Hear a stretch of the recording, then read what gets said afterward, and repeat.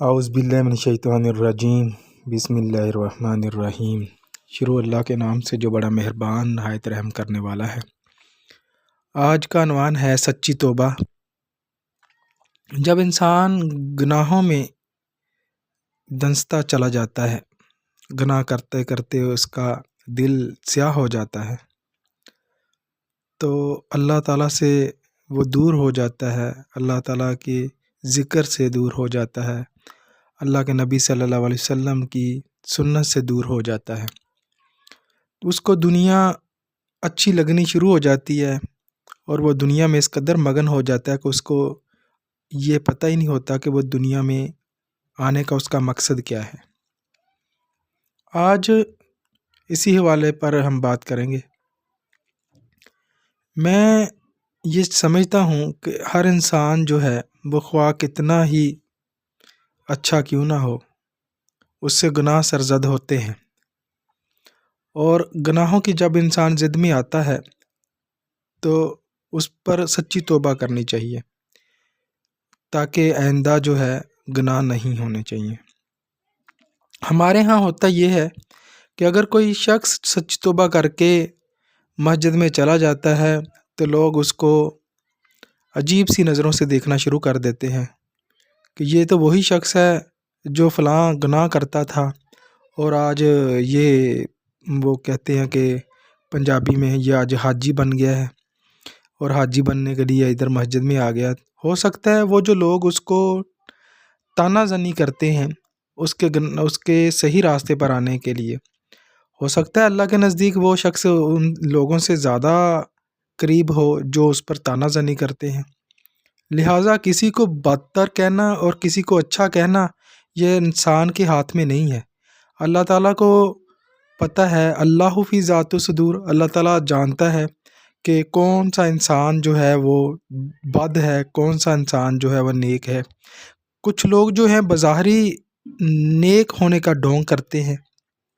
جبکہ وہ ایسے ہوتے نہیں ہیں۔ دکھائی دینے میں وہ نمازی بھی ہیں، حاجی بھی ہیں، داڑھیاں بھی رکھی ہوئی ہیں، دین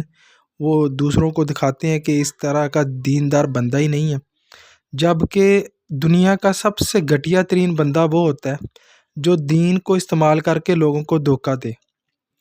تو اللہ کے نبی صلی اللہ علیہ وسلم کی ایک حدیث ہے کہ جس نے کسی کو دھوکہ دیا یا دین میں ملاوٹ کی، اس کا مجھ سے کوئی تعلق نہیں ہے۔ تو جس کا اللہ کے نبی کے ساتھ کوئی تعلق نہیں ہے، اس کا اسلام کے ساتھ کوئی تعلق نہیں ہے، تو وہ بے شک 1000 حج کر لے، لاکھ حج کر لے، لاکھوں نمازیں پڑھ لے، تو اس کا جو ہے یہ سارا کچھ کرنا جو ہے وہ ضائع ہے، اس کا کوئی مقصد نہیں ہے۔ لہٰذا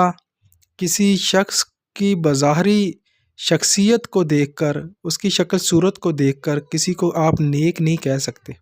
کسی کو آپ کافر نہیں کہہ سکتے۔ ایک اور حدیث میں بیان کرتا چلوں، اکثر لوگ جو ہے دوسروں کو بدتر کافر کہتے ہیں، جبکہ اللہ کے نبی صلی اللہ علیہ وسلم کی حدیث ہے کہ جو کلمہ گو ہے، اگر کوئی شخص اس کو کافر کہتا ہے، اگر وہ شخص کافر نہیں ہے تو وہ جو کہنے والا وہ پھر کافر ہے۔